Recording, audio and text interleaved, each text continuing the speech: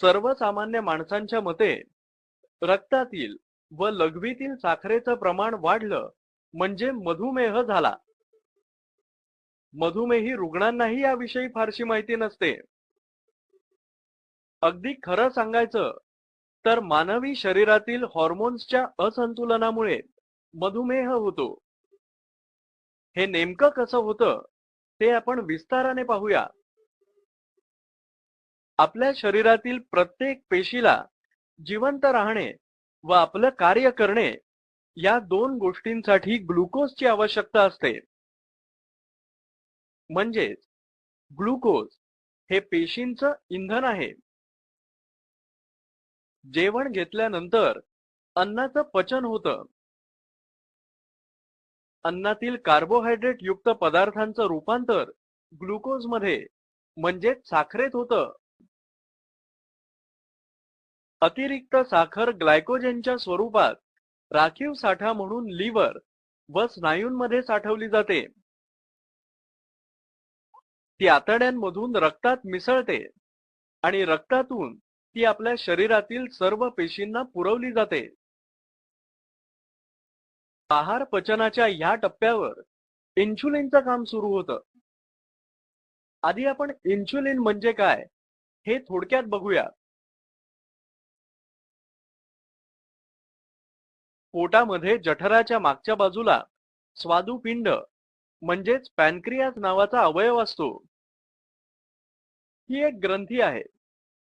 म्हणजे शरीरातील चयापचयावर नियंत्रण ठेवणारी हॉर्मोन्स किंवा संप्रेरके व एन्झाइम्स म्हणजेच पाचक रस स्वादुपिंडामध्ये तयार होतात.